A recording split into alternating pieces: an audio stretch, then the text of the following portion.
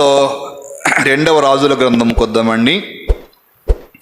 గత వారాల నుంచి మనము ధ్యానిస్తున్న రీతిగా ఈ బైబిల్ స్టడీలా మనం ధ్యానించుకోవటం ద్వారా చక్కగా మనకి చరిత్ర అనేది అర్థమవుతూ ఉంటుంది. క్రమం తప్పుకోకుండా మనం ఈ బైబిల్ స్టడీ పాలు పొందటం ద్వారా మనకి బైబిల్ యొక్క సారాంశం చక్కగా మనకి అర్థమవుతూ ఉంటుంది. నా ఆత్మ జీవితంలో నేను రక్షించబడిన తర్వాత అన్ని కోడికలకి పాలు పొందేవాడిని. కొంతమంది వచ్చారు మా ఊరికి, సిటీ నుండి మా ఊరికి వెళ్ళడానికి దానికి 7 కిలోమీటర్ 7 కిలోమీటర్ ఉంటుంది. ఇప్పుడంటే కొంచెం రోడ్లు అన్నీ సౌకర్యంగా ఉన్నాయి. గత 20-15 సంవత్సరాల క్రితం ఇంకా లాంగ్ టైం చూస్తే దారి చాలా కష్టంగా ఉండేది. మెటల్ రోడ్డు చుట్టూ 2 వైపులా కంచె చెట్లు కమ్ముకొని ఉండేవి. అయినా కానీ ఆ దినాల్లో నా ఆశను బట్టి ప్రభు అది కంచె చెట్లులాగా మెటల్ రోడ్లు అనిపించలేదు. అలాంటి ఆశ ప్రభు ఆ దినాలు అనుగ్రహించాడు. కాబట్టి ఈ బైబిల్ స్టడీ కొన్నిసార్లు వర్షంలో తడుచుకుంటూ పోయి ఆ తడిబట్టలతో వెనకాల దూరం దగ్గర కూర్చుకొని దేవుని వాక్యమైన సమయాలు ఎన్నో ఉన్నాయన్నమాట.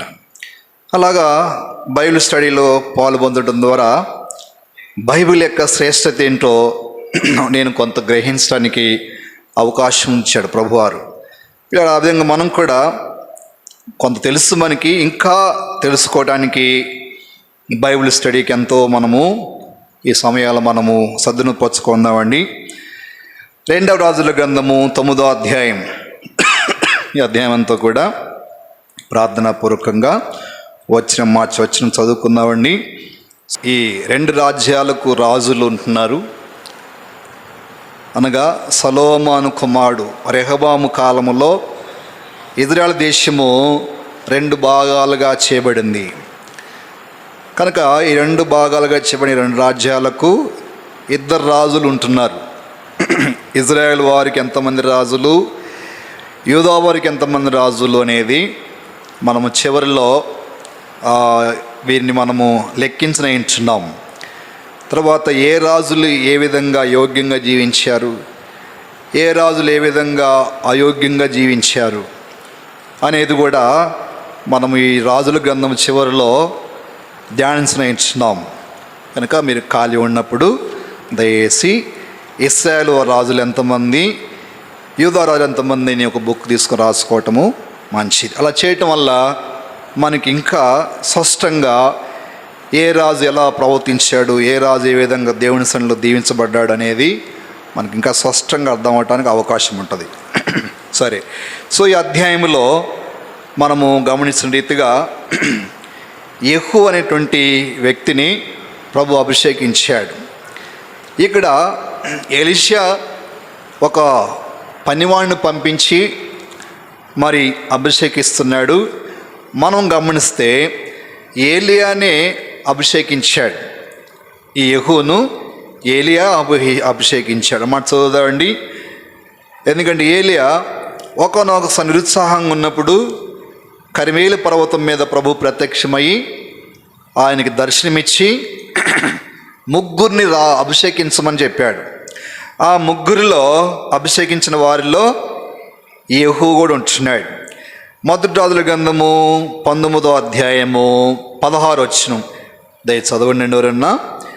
1 రాజులు ఇశ్రాయేలు వారి మీద నిషి కుమారుడైన యెహూ పట్టాభిషేకం చేయము, నీకు మారుగా ప్రవక్త అయినటకు అబిమేలెకుడైన షాపాతు కుమారుడైన ఎలీషాకు అభిషేకం చేయము. కాబట్టి ఎలీషా కాలములోనే ఈయన ఏర్పాటు చేయబడ్డాడు.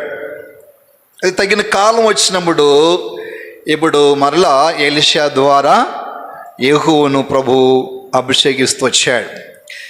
కాబట్టి యెహూ ఆయన మనం చూసిన రీతిగా అహాబు కింద ఒక పనివాళ్ళలాగా, అహాబు కింద ఒక సామాన్య వ్యక్తిగా తాను జీవిస్తున్నాడు. ఇలాంటి సామాన్య రీతిలో ఉన్న వ్యక్తినే దేవుడు వాడుకున్నట్టుగా మనం చూస్తున్నాం. యెహూలో నుండి మనం గమనిస్తే నేను ధ్యానించగా సుమారు ఒక 5-6 సంగతులు నా గమనానికి తీసుకురాబడినాయి.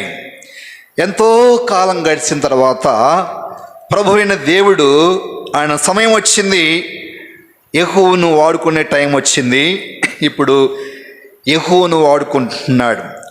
అహాబు వారి విషయంలో మరి ఎంత నష్టమైనదో, అహాబు ఆయన ద్వారా దేవునికి ఎంత ఆయాసం కలిగించే పరిస్థితులు ఉన్నాయో కనుక వారికి తీర్పు తీర్చడానికి ప్రభువారు సమయం రాని వచ్చేసింది. కనుక ఈ చెడు స్వభావమును త్రుంచివేయట కొరకు దేవుడు యెహోవాను లేపుకున్నాడు, వాడుకోబోతున్నాడు. కనుక యెహోవా దేవుని యొక్క అభిషేకము పొందినవాడుకుంటున్నాడు. పిల్లరా, అభిషేకం అనేది ఎంతో ప్రాముఖ్యంగా ఉంది పాత నిబంధనలో.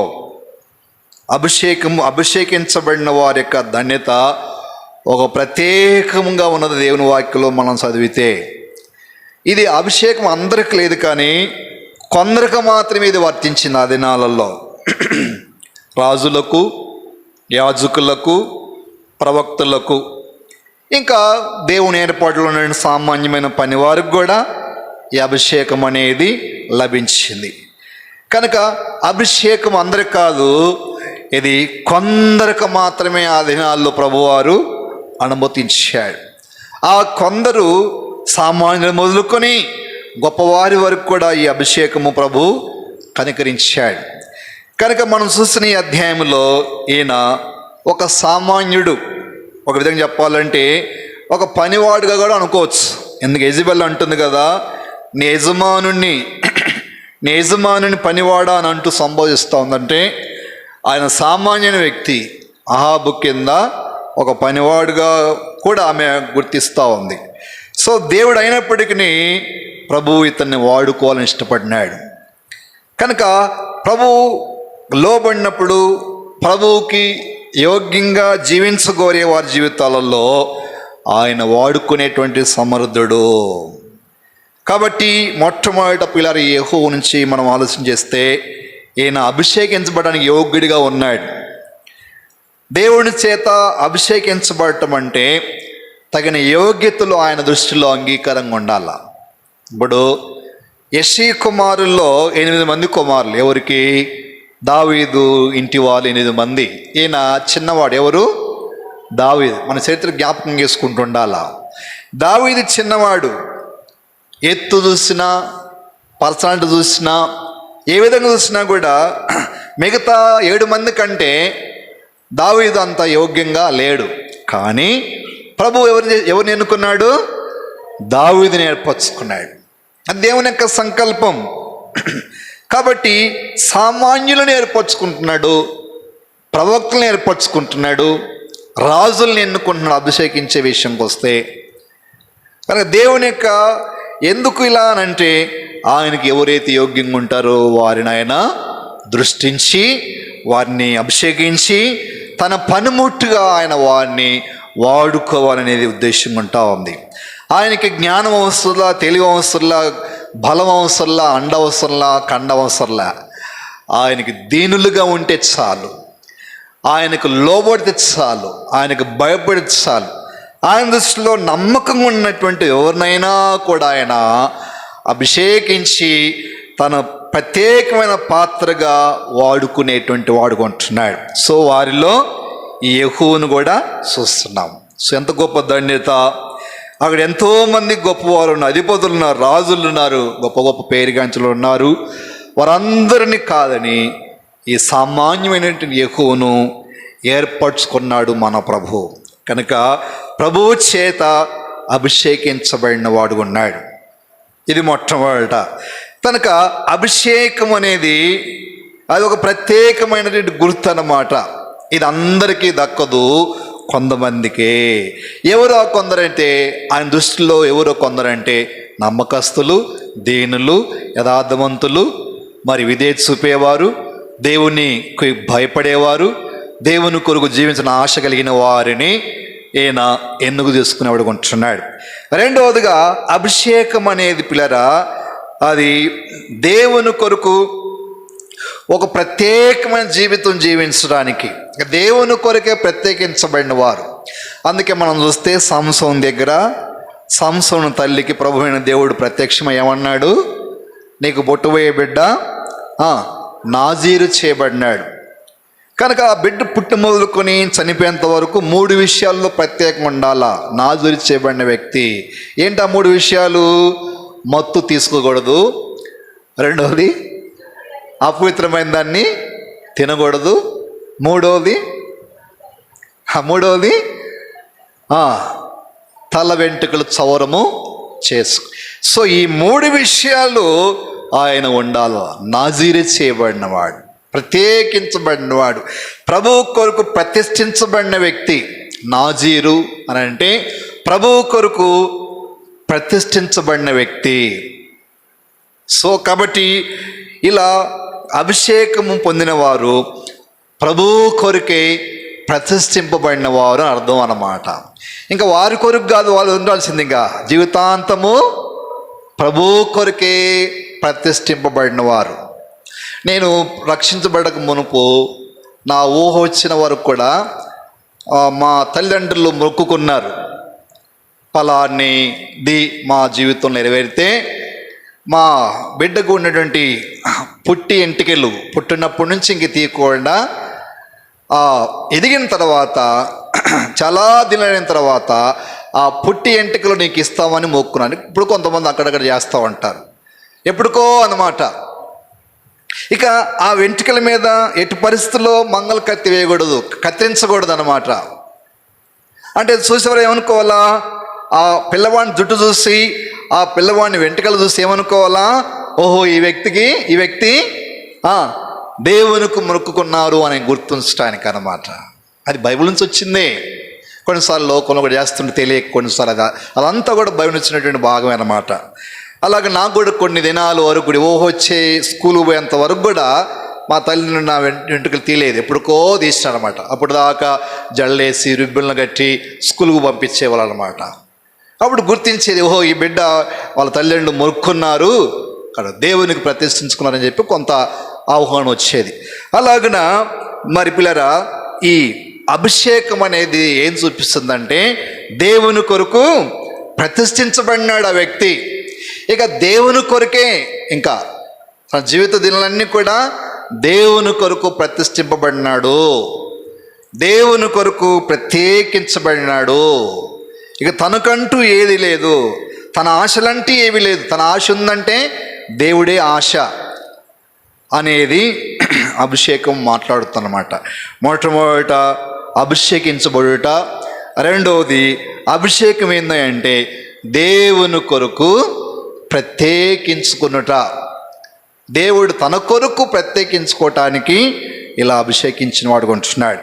తర్వాత చూస్తే అభిషేకం నుంచి మనం అలా ఆలోచించుకుంటూ పోతే అభిషేకించిన వారిలో మరి దేవుని యొక్క ధైర్యం కూడా వాళ్ళకు ఉంటుంది, దేవుని యొక్క మహాశక్తి, దేవుని యొక్క అజ్జీవం అనేది వారిలో ప్రవహించేదిగా కనపడుద్ది అన్నమాట. అందుకని సంసోను అభిషేకించబడిన కారణం చేత, నాజీరు చేయబడిన కారణం చేతనే దేవుని జీవము సంసోనులో పనిచేస్తూ వచ్చింది. దేవుని యొక్క ఆత్మ సంసోనులో బలంగా పనిచేస్తూ వచ్చింది. దావీదులో కూడా అభిషేకించబడిన నాటి నుండి దేవుని ఆత్మ దావీదులో కూడా బలంగా పనిచేస్తూ వచ్చింది. అందుకని యెహూ బహు ధైర్యవంతుడుగా ఉన్నాడు. మూడవదిగా అభిషేకము ఒక ధైర్యము, ఒక దైవశక్తి వారిని కమ్ముకునేదిగా ఉంటా ఉంది ప్రియమైన వాళ్ళారా. అందుకని కొన్నిసార్లు ఏలియా కూడా భయపడినాడు. ఎవరికి చెప్పండి అండి, యెజబెలుకు భయపడినాడు. సహజమే, శరీర నైజాన్ని బట్టి. కానీ యెహూ భయపడలే. మొదటి గ్రంథం 19వ అధ్యాయంలో ఏలియా ఏమైపడింది, యెజబెలు ఆ పత్రిక చదివి ఆ వార్త విని కొన్ని దినాలు దూర ప్రయాణం చేసి మను సంచారం లేని ప్రాంతంకి వెళ్ళి ఒక బద్రి వృక్షం కింద కూర్చొని మరణాపేక్ష గలవాడై విజ్ఞాపం చేసి ఏమని ప్రార్థన చేశాడు గుర్తు చేసుకుని. ఏలియా చేసిన ప్రార్థన ఏందండి, దేవా ఇంత మటుకు చాలును, నా పితరుల కంటే నేను ఎక్కువ వాడును కాదు, నన్ను తీసుకో అని ప్రార్థించాడు. అందుకే యాకోబు పత్రిక రాస్తూ ఏలియా మనమంటే స్వభావం గల మనుష్యుడే. అంటే ఒక్కొక్కరికి ఒక ధైర్యము ప్రభు ఇస్తూ ఉంటాడు. కనుక యెహూ దగ్గరకు వస్తే బహుధైర్యంగా ఉన్నాడు. ఏలియా కూడా కొంత నిరుత్సాహపడి కలవరపడి కుంగినట్టుకున్నాడు, కానీ ఈ యెహూ అనే ఏంటైనా భయపడలేదు. అంటే అభిషేకం అనేది నాకున్నది, నేను ప్రభు కొరకు ప్రత్యేకించబడినాను, ప్రభు యొక్క శక్తి నా మీద ఉన్నది, ప్రభు యొక్క సహాయం నాకున్నది అని దృఢంగా నమ్మినాడు ఈ యెహూ. అందుకనే తాను ఎంతో ధైర్యంగా ముందుకెళ్ళిపోతుంటున్నాడు, అస్సలు భయపడలేదు. అది మూడవది, అభిషేకము దేవుడు ప్రత్యేకించుకున్నటువంటి సందర్భము, ఎన్నుకున్నాడు, నమ్మకత్వాన్ని బట్టి ఎన్నుకున్నాడు. రెండవదిగా తన కొరకు నాజీరు చేయబడిన వ్యక్తిగా ప్రభు పిలుచుకున్నాడు. మూడవదిగా అభిషేకం పొందిన వారిలో దేవుని యొక్క శక్తి, దేవుని యొక్క జీవము, దేవుని యొక్క ఆత్మ, ఆ బలం అనేది వారిలో ఉంటుందనేది యెహూ ద్వారా మనకు అర్థమవుతోంది పిల్లారా. నాలుగవదిగా మనం చూస్తే యెహూలో నుండి ఆయన దేవుని యొక్క ఆలోచనను నెరవేర్చేవాడుగా ఉంటున్నాడు. నాలుగవదిగా దేవుని యొక్క ఆలోచన ఏం చేసినండి సంపూర్ణ నెరవేరుస్తున్నాడు. అమ్మ చదువుదామండి, మనము ఒక్కొక్కటి చదువుకున్న టైం బట్టి తక్కువ కాబట్టి రెండవ రాజుల గ్రంథము 10వ అధ్యాయం చూడండి. ఇది కూడా మనం చూస్తున్నాము. రెండవ రాజుల గ్రంథము 10వ అధ్యాయము 30వ వచనం కలిసి చదువుదామండి. రెండవ రాజుల గ్రంథము 10వ అధ్యాయము 30వ వచనం.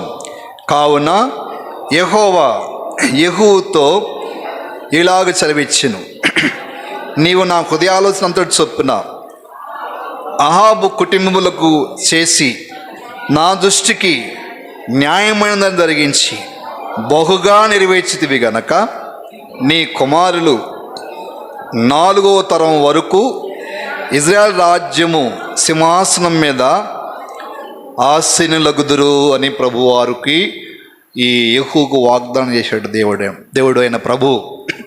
కాబట్టి దేవుని యొక్క ఆలోచన ఏదైతే ఉందో అది సంపూర్ణంగా నెరవేర్చిన వాడు ఈ యెహూ. ఐదవదిగా దేవుని చేత మనుషుడు హెచ్చింపబడ్డాడు. ఏంటా హెచ్చింపు? నువ్వు నా ఆలోచన సంపూర్ణ నెరవేర్చిదివి గనక అయ్యా యెహూ 4 తరాల వరకు కూడా ఇజ్రాయెల్ రాజ్యం మీద నీ కుమారులు రాజ్య పరిపాలన చేసేదని ప్రభువారు యెహూకు వాగ్దానం చేశాడు.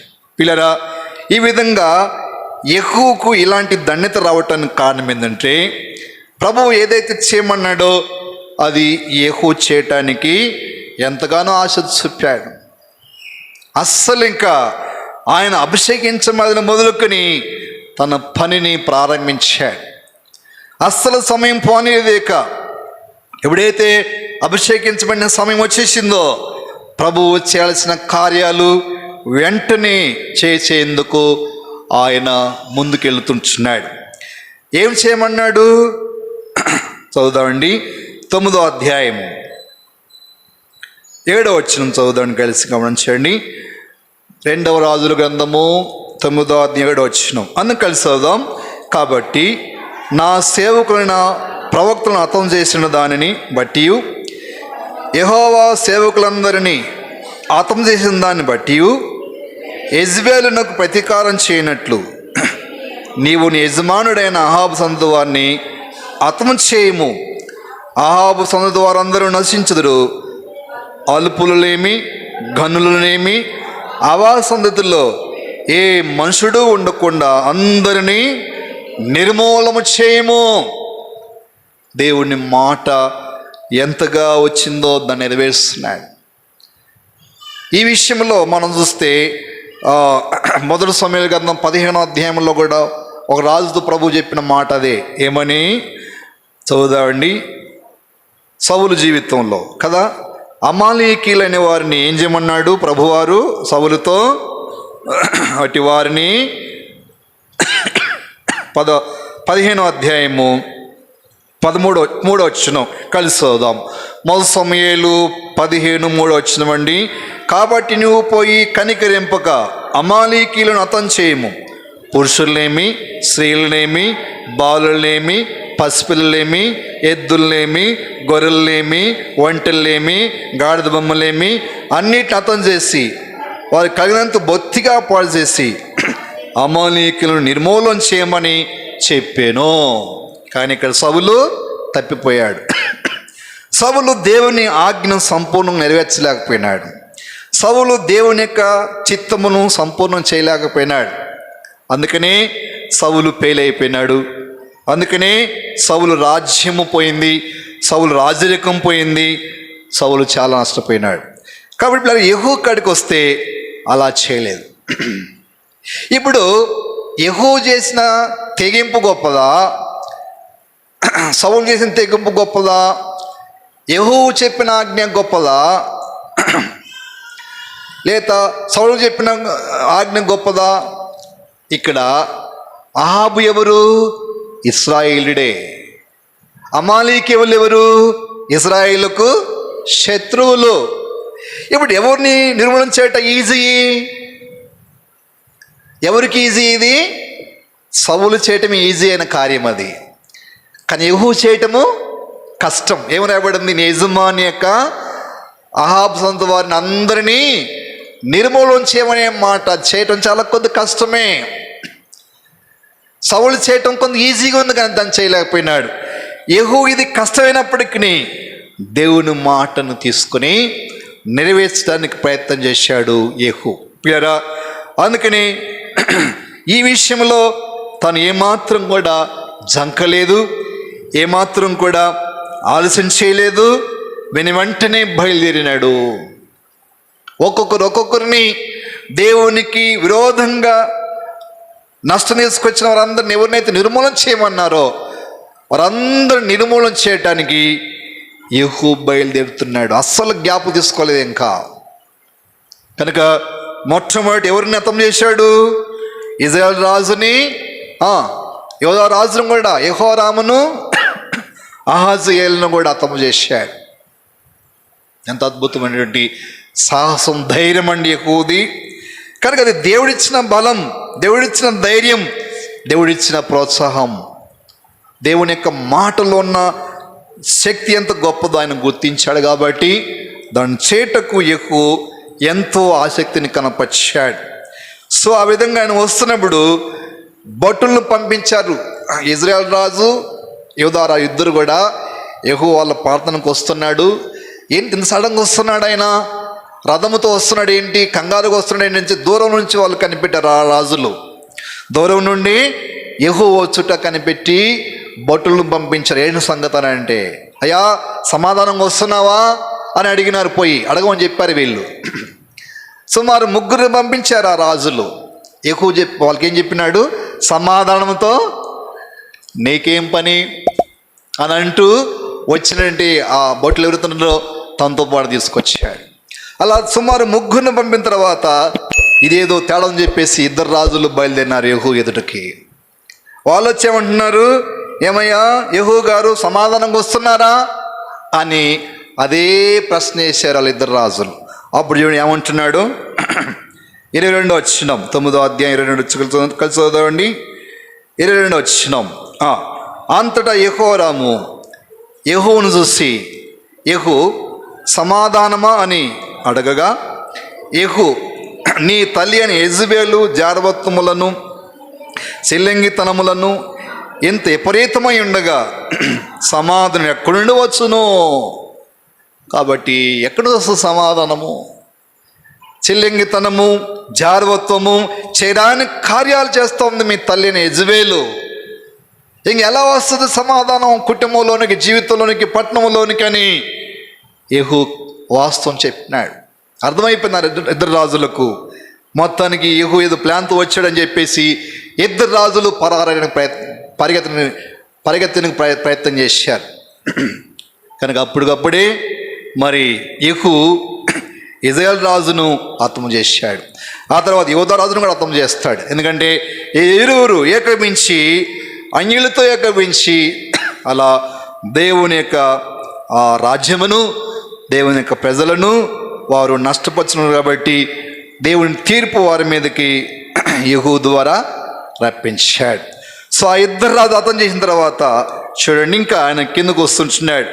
చివరికి యెజబెల్ దగ్గరకు వస్తున్నాడు. అమ్మ చదువుదామండి, 30వ వచనము కలిసి చదువుదాం. 2వ రాజుల గ్రంథము 9వ అధ్యాయం 30వ వచనం. యెహూ ఇజ్రాయేలు ఊరికి వచ్చిన సంగతి యెజబెలును వినబడెను కనుక ఆమె తన ముఖమునకు రంగు పూసుకొని శిరోభూషమును ధరించుకొని కిటికీలో నుండి కనిపెడుచుండగా 31వ వచనం. యెహూ గుమ్మము ద్వారా ప్రవేశించి ఆమె అతను చూసి, నీ యజమానుని చంపినవాడా, జిమ్రీ వంటి వాడా, నువ్వు సమాధానంగా వస్తున్నావా అని అడగగా. సో వీళ్ళందరూ ఏమండి, ఈ ముగ్గురు ఎవరు? ఇశ్రాయేలు రాజు, యూదా రాజు, తర్వాత యెజబెలు. వీళ్ళు మొట్టమొదట యెహూను చూసి చెప్పే మాట ఏంటంటే, నీవు సమాధానంగా వస్తున్నావా. వారి జీవితాల్లో సమాధాన పదం అన్నారు, కానీ సమాధానం యొక్క విలువేంటో వాళ్ళు ఎరగిన వారు ఉంటున్నారు. దైవికమైన సమాధానంలో ఉన్న మాధుర్యం ఏంటో వారు గుర్తించిన వారు ఉంటున్నారు. ఇక నాకు ఒక గుర్తు వస్తూ ఉంది. పిలాతు దగ్గర ప్రభు నిలబడ్డప్పుడు ప్రభువారిని పిలాతు రాజు అనేక ప్రశ్నలు వేశాడు. నువ్వు రాజువా అంటే, నేను రాజునే అని ఏమన్నాడు ప్రభువారు? రాజునే అని చెబుతూ, సత్యమునకు నేను సాక్ష్యం ఇచ్చేవాడిని ఉన్నానని చెప్పి ప్రభు అన్నప్పుడు పిలాతు ఏమంటాడు? నేను సత్యమునకు సాక్షిగా వచ్చానంటే ప్రభువారు పిలాతు ఏమంటాడు తిరిగి ప్రభువుతో? సత్యమనగా ఏమిటి అంటున్నాడు. చూడండి, రోమా మహాచక్రవర్తిగా ఉన్నాడు, అనేక ప్రజలను పరిపాలించే వ్యక్తిగా ఉన్నాడు. కనుక ఏం తెలియదంట ఆయనకి సత్యం అంటే ఏమిటి అని ఆశ్చర్యంగా ప్రభువుని ప్రశ్నిస్తున్నాడు. సత్యం అంటే ఏమిటయా అన్నాడు. చూసారండి, అలా ఇక్కడ కూడా వీళ్ళు సమాధానమేనా అంటున్నారు, కానీ ఆ సమాధానం మాధుర్యమేంటో వీళ్ళకి తెలియని వారు ఉంటున్నారు. అందుకనే వాళ్ళు అడిగిన దానికి ఆయన జవాబు చెప్పలేకపోయినాడు. సమాధానంతో మీకేం పని, ఆ సమాధానంలో మాధుర్యం అంటే మీకు తెలుసా అని అంటూ దానికి సమాధానం చెప్పలేదు. అందుకని యెజబెల్ అదే మాట ప్రస్తావించింది, సమాధానంగా వస్తున్నావా అన్నప్పుడు దానికి ఆయన ఆన్సర్ చెప్పలేదు, సమాధానం చెప్పలే. ఏం చెబుతున్నాడు చూడండి, అమ్మ గమనించండి. 32వ వచనం కలిసి అతడు తల ఎత్తి కిటికీ తట్టు చూసి నా పక్షం ముందున్న వారు ఎవరైనా అడగగా 2-3 పరిచారకు పైన తొంగ చూసరి దీన్ని కింద పడదోడని అది చెప్పగా వారు దాన్ని కింద పడదోసినందున దాని రక్తములో కొంత గోడ మీదను రథముల మీదను చిందెను, మరియు గుర్రముల చేత అతడు దానిని తొక్కించెను. చివరికి యెజబెలును కూడా యెహూ హతమార్చాడు. కాబట్టి పిల్లరా, అందుకే మనం చూసిన రీతిగా 2వ రాజుల గ్రంథము 10వ అధ్యాయంలో ప్రభువారు ఎంతో సంతోషించాడు. ఒక మాట అంటున్నాడు, మనం చూసిన రీతిగా మనం చదువుదాం అన్నమాట. 30వ వచనం 2వ రాజుల గ్రంథము 10:30 కలిసి చదువుదామండి. కావున యెహూ ఇలాగు సెలవిచ్చెను, నీవు నా హృదయ ఆలోచన అంతటి చొప్పున అహాబు కుటుంబాలకు చేసి నా దృష్టికి న్యాయమందరిని జరిగించి బహుగా నెరవేర్చేదివి గనక నీ కుమారులు 4వ తరం వరకు ఇజ్రాయేల్ రాజ్య సింహాసనం మీద ఆసీనులగుదురు. ఎంతగా హెచ్చించబడుతున్నాడు యెహూ. ఎందుకనంటే ప్రభు అన్నాడు, నా ఆలోచన అంతటి చొప్పున సంపూర్ణంగా బహుగా నెరవేర్చేవయ్యా. ఇప్పుడు నాకు తృప్తిగా ఉంది. ఆ చెడును, ఆ దుష్టత్వమును నేను అనుకున్న ప్రకారము సంపూర్ణంగా తీసివేశావు. నాకు అసహాయమైనది, నాకు విరోధమైనది, నాకు దుఃఖం కలిగించిన దాన్ని నీవు దాన్ని త్రుంచివేశావు. కాబట్టి నాకెంతో తృప్తిగా ఉంది. నేను నీకు 4వ తరం వరకు కూడా ఇశ్రాయేల్ మీద, నీ తరం వారు ఇశ్రాయేలు మీద రాజ్య పరిపాలన చేస్తారు. నీవే కాదు, నీ కుమారులు కాదు, వాళ్ళ కుమారులు వరకు కూడా రాజ్యం చేస్తారో అని ప్రభువారు అతనికి అభయం ఇచ్చాడు.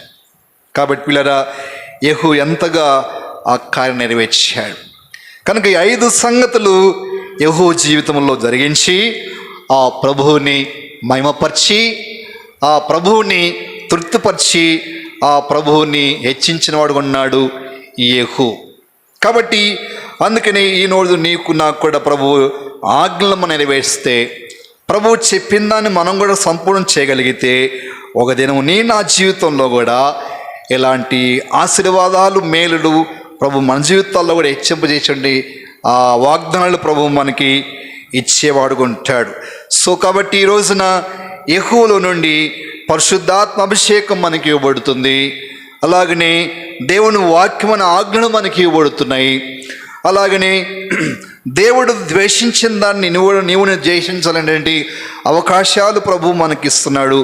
వాటిని మనం నెరవేర్చగలుగుతుంటే దేవుడు ఒక దినాన మన కుటుంబాలు, మన పిల్లలను కూడా రాబోయే తరం వారు వరకు దీవించేవాడు ఉంటాడు. మాట చదువుకుందామండి ఈ సందర్భంగా. ద్వితీయోపదేశకాండములో ఒక మాట రాయబడి ఉందండి. ఆయన ఆజ్ఞలు నెరవేర్చే వారి విషయంలో ప్రభు ఏమంటున్నాడు గమనిద్దామండి. 5వ అధ్యాయము, ద్వితీయోపదేశకాండము 5వ అధ్యాయము 9వ వచనం కలిసి చదవండి. 9వ వచనం, 9-10 వచనాలు. వాటికి నమస్కరింపకూడదు, వాటిని పూజింపకూడదు. నీ దేవుని యెహోవానగు నేను రోషం గల దేవుడను, నన్ను ద్వేషించే విషయంలో 3-4 తరాల వరకు తండ్రుల దోషమును కుమారుల మీద రప్పించచ్చు. 10వ వచనం, నన్ను ప్రేమించి నా ఆజ్ఞలు గైకొన్న విషయములలో 1000 తరాల వరకు కనించువాడినై ఉన్నాను. ఈ మాట పలుమార్లు దేవుని వాక్యంలో మనం చదువుతూ ఉంటాం. నన్ను ప్రేమించి నా ఆజ్ఞలు నెరవేర్చే వారి విషయంలో ఎన్ని తరాలంట? 1000 తరాల వరకు నేను వారిని కరుణించి దేవునిగా ఉంటాడు. 4 తరాలు కాదు, ప్రభు ఇంకా పొడిగిస్తున్నాడు. 1000 తరాల వరకు నేను నిన్ను కరుణించి దేవుడిగా ఉంటానని ప్రభు అభయం ఇస్తున్నాడు. కాబట్టి దేవుని ఆజ్ఞలను శిరసా వహించి మనం నెరవేర్చగలిగినట్లయితే దేవుని ఆశీర్వాదాలు మనమే కాదు, రాబోయే మన సంతతి, మన పిల్లలు కూడా అది వారు అనుభవించేవారు ఉంటారు. ఈ మాట చదువుకున్న యెషయా గ్రంథము, యెహూ జీవితంలో ప్రభు నెరవేర్చిన వాగ్దానాలు మన జీవితంలో కూడా ఇప్పుడు నెరవేర్చిన ఆశపడుతున్నాడు. యెషయా గ్రంథములో నుండి 59వ అధ్యాయము 21 వచనం. యెషయా గ్రంథము 59:21 కలిసి చదువుదామండి. నేను వారి చేవు నిబంధన ఇది, నీ మీదున్న నా ఆత్మయు, నీ నోటి ఉంచిన నా మాటలను నీ నోటి నుండి, నీ పిల్లల నోటి నుండి, నీ పిల్లల నోటి నుండి ఈ కాలం మొదలుకుని ఎల్లప్పుడూ తొలగిపోవని యెహోవా సెలవేస్తున్నాడు. మనతోనే పోవట్లేదు, మన పిల్లల తరం వరకు కూడా దేవుడు తన వాక్యమును, తన సన్నిధిని, తన సహాయం తోడు ఆయన ప్రజలైన వారికి కోరుతున్నాడు. అయితే యెహూలాగా మరి అభిషేకించబడిన వారమని, యెహూలాగా దేవునికి ప్రత్యేకించబడిన వారమని, యెహూలాగా గొప్ప ధైర్యం కలిగిన వారిగా, యెహూలాగా దేవునికి ఆలోచన నెరవేర్చిన వారిగా, యెహోవలే దేవుని యొక్క ఆశీర్వాదము మనమే కాదు, రాబోయే మన తరవారి వారికి కూడా మనం ఇవ్వటానికి ప్రభు ఈ రాత్రి కాల వేళ మనతో మాట్లాడుతున్నాడు. దేవుని ఆజ్ఞలు మనం ఆ విధంగా తీసుకుని నెరవేర్చగలుగుతుంటే ఇలా రాబోయే మన తరవారిని కూడా ప్రభు దీవిస్తాడు. తన కరుణ, తన కటాక్షము మన పిల్లల మీద, రాబోయే మన తరవారి మీద కూడా ఆయన కరుణ చూపేవాడు ఉంటానని వాగ్దానం చేశాడు. కాబట్టి యెహూలాగా దేవుని పక్షంగా, దేవుని కొరకు ఏదేమైనా మనము జీవించడానికి ఓ గొప్ప తీర్మానంతో మనం ఉండాలా. అభిషేకించబడిన వారు ఒక ధైర్యవంతులుగా యెహూలాగా మనము దేవుని కొరకు జీవించాల. యెహూ ఎంత ధైర్యవంతుడుగా ఉన్నాడు చూడండి. ఒక్కడే, తన పక్షంగా ఎవరు లేరు. కానీ ఒకటి గుర్తుంది ఏంటంటే, నేను అభిషేకించబడిన వాను, నేను దేవుని కొరకు ప్రత్యేకించబడిన వాడును, దేవుని జీవం, దేవుని ఆత్మ, దేవుని తోడు నాకున్నాయని తను గుర్తించాడు. కాబట్టి అంతటి ధైర్యము, అంతటి తెగింపు, అంతటి సాహసం ఆయన చేయగలిగినాడు. సో ఈరోజు నేను కూడా ఇలా దేవుని మాటలను బట్టి మనం ధైర్యం తెచ్చుకొని మన ముందున్నటువంటి ప్రతి పరిస్థితిని, మన ముందున్న ప్రతి శోధన జయించడానికి ఇదిగో యెహూలాగా మనం కూడా మనం ఏంటో, మన ప్రత్యేకత ఏంటో, మన అభిషేకం ఏంటో, మన ప్రభువు మనకిచ్చే ధైర్యం ఏంటో, ప్రభువు మనకిచ్చే వాగ్దానాలు ఏంటో వాటిని తలపోసుకుంటూ మనము ముందుకు సాగాలని యెహూ జీవితము ఈ రోజున మనకి ఒక గొప్ప ప్రోత్సాహం, పురుకొల్పును మనకి తీసుకొస్తూ ఉంది. కనుక ఇప్పుడు యెజబెలు గురించి కొన్ని మాటలు మనం ఆలోచన చేస్తే, యెజబెలు ఒక రాజుగారికి రాణిగా ఆమె జీవించింది ప్రియులారా కదా. కాబట్టి అయితే యెజబెలు జీవితంలో చూడు తను ఎంత నష్టపోయినదో, ఒక స్త్రీగా ఒక రాజుగారికి రాణిగా ఉన్నటువంటి ఆ ధన్యత ఆమె కాపాడుకోలేకపోయింది. ఆ ధన్యత ఆమె జీవితంలో గుర్తించిన కారణాన్ని బట్టి ఎంతో నష్టపోయేదిగా ఉంటా ఉంది. కనుక ఇది ఒక హెచ్చరిక అన్నమాట. యెజబెలు జీవితము ఒక హెచ్చరికగా ఉన్నది. సైతానుకు చోటు ఇవ్వద్దు, దృష్టి తొలగిపోవద్దు, నీ స్థితి ఎప్పుడు మర్చిపోవద్దు అనేది యెజబెలు నేర్పే ఒక హెచ్చరిక పాఠాలు పిల్లారా. కనుక బైబిల్లో రాయబడలేదు, కానీ యెజబెలు అనగా వ్యభిచారి లేదా పెళ్లి కాని స్త్రీ అనేది అర్థమిస్తూ ఉందంట. కాబట్టి నిజంగా యెజబెలు అహాబుకు భార్యగా రాణిగా ఉన్నది. ఇజ్రాయేల్ వారికి రాణిగా, రాజుగా వాళ్ళు ఉన్నారు కుటుంబం. కానీ ఆ ధన్యత వారు గుర్తించలేకపోయినారు. దేవుని కొరకు యెహూలాగా వారు జీవించలేకపోయినారు. దేవుడు చెప్పింది ఒకటి, వారు చేసింది ఒకటి. అందుకనే వారి జీవితంలో ఎంత నష్టపోయినారంటే ఎంతో నష్టపోయినారు. కనుక యెజబెలు పిల్లరా మనం ఆలోచన చేస్తే ఆమె ఒక గర్విష్ఠురాలుగా ఉన్నది. యెజబెలు ఎలా ఉందండి? గర్విష్ఠురాలు, గర్విస్తనం ఉంది, గర్వం ఉంది ఆమెలో. ఇది మంచిది కాదు అని ప్రభు హెచ్చరిస్తున్నాడు.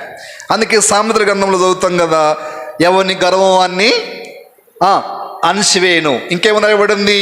నాశనానికి ముందు గర్వం నడుచును, పడిపోటకు ముందు అహంకరణ మనసులు ఉండను అని అంటాడు. ఇవన్నీ కూడా యెజబెలులో మనకి చూస్తుంటున్నాం. ఆమె ఒక వ్యభిచార స్వభావం కలిగినది పిల్లరా. ఆమె పెరుగు తగ్గట్టు జీవితం ఉన్నది. యెజబెలు అనగా ఒక వ్యభిచారిగా ఉన్నది.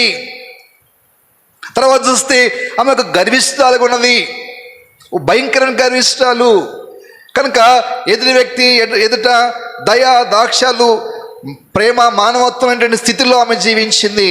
ఉదాహరణకు తన భర్త అయిన అహాబు నాబోతు యొక్క ద్రాక్ష పొలం చూచి ఆయన పొలం అయినందుకు ఇంట్లోకి వచ్చి బెడ్షీట్ కప్పుకొని మూతి ముడుచుకొని ఉంటే పోయి అడుగుతుంది ఎవరండి? యెజబెలు. ఏమండి, ఎందుకు ముసుగు గప్పని అనుకున్నావు, ఎందుకు మూతి మడుచుకుని ఉన్నావు, ఎందుకు అన్నం నీళ్ళు తింటలేదు, తాగట్లేదు అని అంటే విషయం చెప్పినాడు. ఇదమ్మా సంగతి, మన పట్నం అనుకున్నటువంటి నాబోతు యొక్క ద్రాక్ష పొలము కవులకి ఇమ్మనా లేదా పూర్తిగా డబ్బులకని ఇమ్మనంటే ఏమనన్నాడు అమ్మా అన్నాడు. దాన్నే ఉందండి, మనం అలాంటి పంట వేద్దాములే, ఆయన పొలమే ఎందుకు మనకి అని అంటే బాగుండేది. ఏమన్నది? అసలు నువ్వు రాజు సంగతి మర్చిపోయావా? రేపు ఈ ట్యాంకర్ ఆయన పొలం నీకు అప్పగిస్తా, లేసి ఏం చెయ్యి, మంచిగా భోజనం చేయి, ఎంజాయ్ చేయని చెప్పింది అని ప్లాన్ చేసి అబద్ధ సాక్ష్యాలు పుట్టించి రాజును దేవుణ్ణి దూషించండి నాబోతు అని అబద్ధ సాక్షులు పుట్టించి అబద్ధ సాక్షులకు డబ్బులు ఇచ్చి నిర్దాక్ష్యంగా నాబోతును చంపడానికి యెజబెలు తెగించింది. ఎంత గర్వం చూడండి. తర్వాత ఇంకేం చేసింది ఆమె? ప్రభు అన్నాడు కదా యెహూతో, నా సేవకులైన ప్రవక్తలను చంపించింది యెజబెలు. అంటే నరహంతకురాలు. ఒక దైవజనులను, ప్రవక్తలను ఒక స్త్రీ చంపిస్తుందంటే ఎంత నరహంతకురాలకు తయారైన చూడండి. ఆమె ఏమాత్రము భయం లేదు. ఒక దైవజనులు, ప్రవక్తల వాళ్ళు అన్న సంగతి మర్చిపోయినదై నిర్దాక్ష్యంగా ఆ ప్రవక్తలందరిని కూడా చంపేందుకు తెగించింది. అందుకనే అక్కడ ఎవరున్నారు?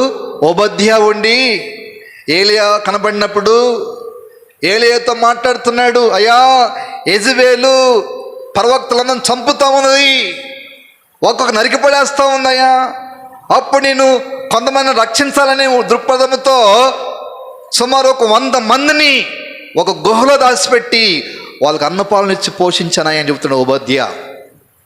చూసారండి, ఒక స్త్రీ దేవుని ప్రవక్తను చంపడానికి ఆ దినాల్లో పూనుకుంది. దుష్ట స్వభావము, దుష్ట నైజము యెజబెల్లో పూర్తిగా ఇమిడిపోయింది పిల్లారా. హత్య చేయటం అనేది అది పూర్తిగా దుష్టుని యొక్క తలంపులు, దుష్ట ఆలోచన. అందుకనే నరహత్య చేసేందుకు, ప్రవక్తను చంపేందుకు ఆమెకు భయము లేదండి పిల్లారా. ఎవరినో సామాన్యం చంపుతుందంటే అనుకోవచ్చు. ఎవరిని చంపించింది? ఎవరినండి చెప్పాలి? ఎవరిని? ప్రవక్తలను చంపుతుందండి. ఎంత దారుణం చూడండి. దేవునికి అభిషేకించమంటే ప్రవక్తలను చంపడానికి తెగించింది. భయం లేదు. ఒక నరహంతకురాలుగా ఉన్నది. ఈ రోజును కూడా లోకములో ఈ దుష్టాత్మ మనుషుల్లో పనిచేస్తూ ఉంది. ఒక మనిషిని చంపేందుకు అయ్యో ఆలోచించలేకపోతున్నాడు. కొన్నిసార్లు ఆయా అక్కడక్కడ జరిగిన సంగతులు చూసైనా కానీ భయపడలేకపోతుంటే మనిషి రోజున. కారణం ఏంటంటే ఆ వ్యక్తిలో దురాత్మ పనిచేస్తూ ఉంది. నరహత్య చేసేటువంటి ఆ దుష్టశక్తి మనుషులు ఆవరించింది పిల్లారా. పాపము చంపేటప్పుడు వాళ్ళు ఎంత మొత్తుకుంటారో, ఎంత బతిలాడతారో, ఎంత బతిలాడినా కానీ ఇడిచిపెట్టక చంపేసేటువంటి పరిస్థితులు. యెజబెలు ఒక నరహంతకురాలుగా ఉన్నది. యెజబెలు ఒక గర్విష్ఠురాలుగా ఉన్నది. యెజబెలు ఒక వ్యభిచారిగా ఉన్నది పిల్లరా. తీరా చూస్తే యెజబెలు ఒక వేషధారణగా ఉన్నది కదా. ఆ ఊరికి రాగానే యెహూ యెజబెల్ని చూస్తే ఏం రాసుకుందంటండి? ముఖానికి ఏం రాసుకుందంట? చెప్పాలి. ఏం రాసుకుంది? ముఖానికి మంచిగా రంగు వేసుకుంది, పెయింట్ వేసుకుంది ముఖానికి. వేషధారణ జీవితము. అందుకనే బైబిల్ లేదు కానీ దేవుడు వ్యభిచారులను క్షమిస్తున్నాడు కానీ వేషధారులను క్షమించడానికి. అందుకే శాస్త్రులు పరిశీలనలో ప్రభువు హెచ్చరించాడు, వేషధారులైన పరిచయులారా అని అంటున్నాడు కొన్ని సందర్భాల్లో. కాబట్టి యెజబెలు ఒక వేషధారణ జీవితంలో ఉన్నది ప్రియమైన వాళ్ళారా. అందుకే ప్రభువు ఆమెను హెచ్చరించినాడు. అందుకే వాడిని తొడిసివేయాలనుకున్నాడు. హెబ్రీ పత్రిక 13వ అధ్యాయం 5వ వచనం, దేవుడు ఏ నాటికైనా చెడుతనానికి తీర్పు తీస్తాడు అనేది దేవుడు చోట్లు లేదులే, దేవుడు ఏం చేయలే కొంతమంది అనుకుంటారంట. కానీ దేవుని తీర్పు, దేవుని టైం ఒకటి నిర్ణయించాడు. 13వ అధ్యాయం అండి 4వ వచనం చదవండి. యెహోవా అన్ని విషయంలో ఘనమైనది గాను నిష్కపటమైనది గాను ఉండవలెను. వేశ్య సంగతులకును వ్యభిచారులకును దేవుడు తీర్పు తీర్చును. వేశ్యలకును అంటే వ్యభిచారులకును దేవుడు తీర్పు తీస్తే ఇప్పుడు యెజబెలుకు తీర్పు వచ్చింది. సో ఏనాటికైనా చెడుతనానికి ప్రభువు ఒక నిర్ణయించాడు, తీర్పు ఒక విధించాడు, నిర్ణయించాడు. అందుకే ప్రసంగి గ్రంథంలో కూడా అందుకనేమో యెజబెలు తనకి ఏం కాకపోవటం వల్ల అనేకమైన చేయటానికి ఆమె తెగిస్తూ ఉన్నదేమో. ఎందుకంటే ప్రసంగి గ్రంథం మాట చూస్తాం చూడండి, ఒక తప్పు చేసినప్పుడు శిక్ష రాకపోయేసరికల్లా మనుషులు ఏం చేస్తారంటే ఇంకా కదండి. ప్రసంగి గ్రంథము 6వ అధ్యాయం, ప్రసంగి గ్రంథం 6వ అధ్యాయము 16 వచ్చింది చదవండి. క్షమించండి, 7వ అధ్యాయం 16 వచ్చినాం.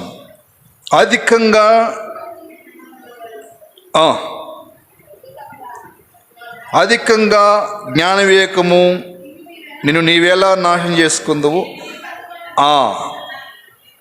8:11 చదవండి. 8:13 అంతేనా?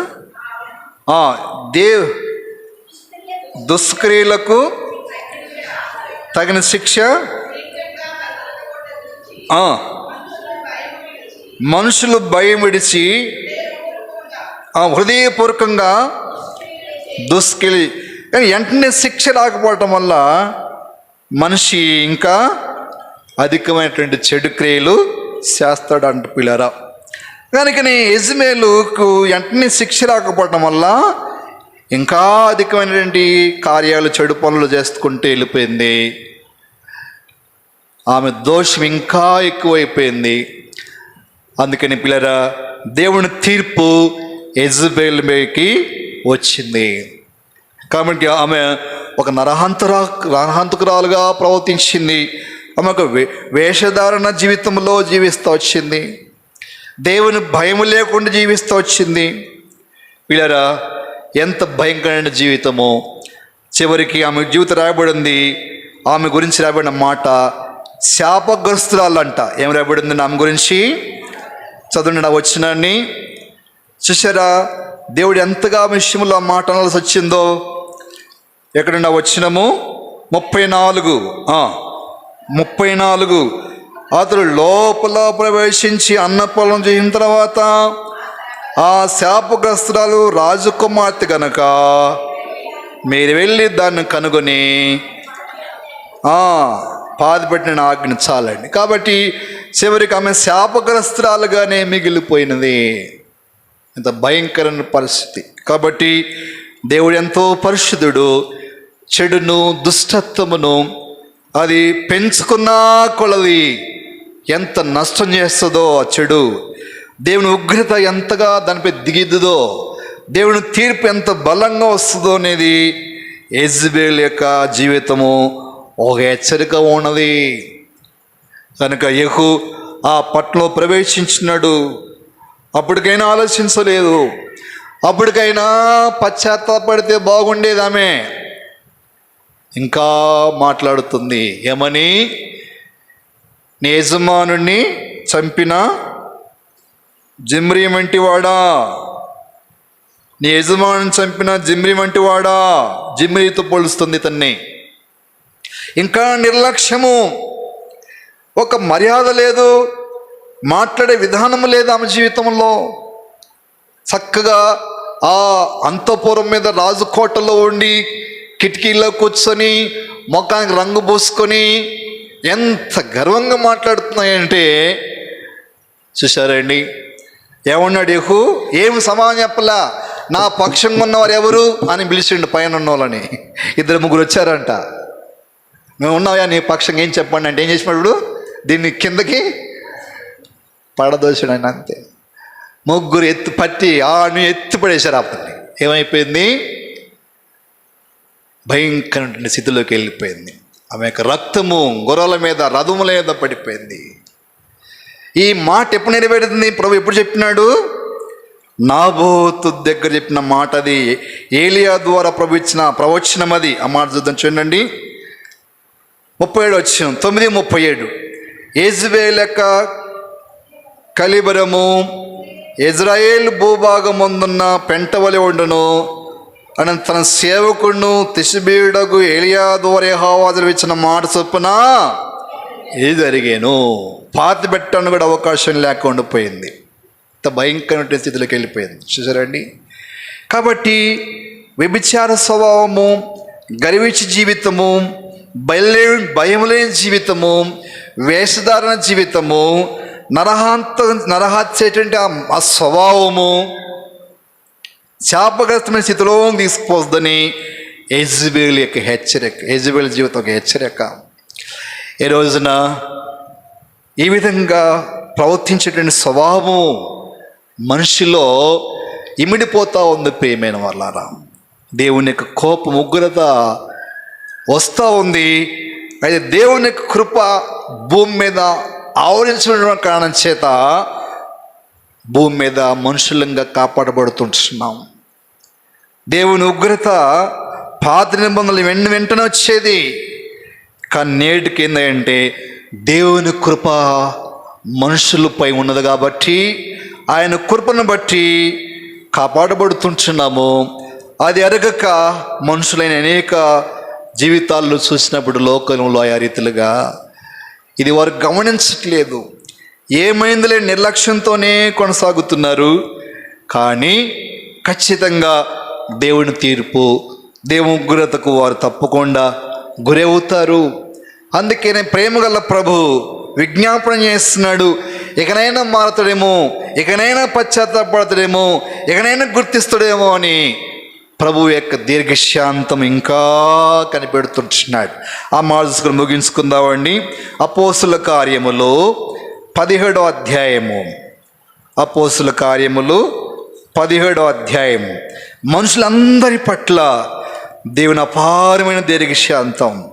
ఇకనైనా నీ పాపం నుంచి మల్లుకో, ఇకనైనా నీ జీవితము ప్రభు తట్టు తిప్పుకో అని ప్రభు ప్రేమగల స్వరం వినపడుతోంది ఈ రోజున. అది గ్రహించి పశ్చాత్తాపడిన వారి జీవితంలో దీవించబడతారు, సమకూర్చబడతారు. అపోస్తుల కార్యములు ఆ అజ్ఞాన కాలములందు 17:30. ఆ అజ్ఞాన కాలములందు దేవుడు చూసినట్టుగా ఉన్నాడు. ఇప్పుడైతే అదుగు అందరూ అంతటను మారు మనస్సు పొందవల్లని దేవుడు మనుషులకు ఆజ్ఞ. 31 కూడా అండి. ఎందుకనగా తాను నియమించిన మనుషుల చేత నీతిని అనుసరించి భూలోకముకు తీర్పు తీర్చబోయేడు ఒక దినము నిర్ణయించి ఉన్నాడు. మృతులో నుండి ఆయన లేపినందున దీనిని నమ్ముటకు అందరికి ఆధారము. కాబట్టి మృతులో నుండి లేచిన యేసుని సూచిస్తే దేవుని కోపము తప్పించబడుద్ది, వారి దోషాలు క్షమించబడతాయి. కాబట్టి అంచె దినాలలో యెజబెల్ యొక్క స్వభావం ఎంత భయంకరమైనదో, ఎంత నష్టానికి దారి చేసిందో. ఈ రోజున పాపంలో నిర్లక్ష్యం చేసేవారికి, దేవుని భయము లేని జీవించేవారికి, గర్విస్తరంగా జీవించేవారికి యెజబెల్ హెచ్చరిక చేస్తుంది ఆమె జీవితం. అలా కాకుండా చూడండి, సామాన్యమైన రీతిలో ఉన్న యెహూ ఒక సామాన్యుడిగా ఉన్నాడు. దేవుని అభిషేకం పొందాడు, దేవునికి ప్రత్యేకంగా జీవించాడు, దేవుని చేత బహు బలాన్ని, ధైర్యాన్ని పొందాడు, దేవుని ఆజ్ఞను సంపూర్ణ నెరవేర్చాడు. 4 తరాల వరకు కూడా దేవుని దీవెన పొందడానికి పాత్రుడైనాడు. ఈ రోజున యెహూ లాంటి జీవితము నీవు నేను చేయాలని ప్రభు ఆశపడుతున్నాడు. యెజబెల్ యొక్క స్వభావం నుండి పూర్తిగా వేదలుగుతూ, భయపడుతూ జాగ్రత్త పడాలని ప్రభు మాట్లాడుతున్నాడు. వీరిద్దరి జీవితాలు మన జీవితాలు కూడా పరీక్షించుకుని ప్రభువుకు అప్పగించుకుంటే ప్రభు మనల్ని యెహూలాగా అనేక తరాల వారికి ఆశీర్వాదకరంగా చేస్తాడు. ప్రభు అట్లా సహాయము చేయనుగాక.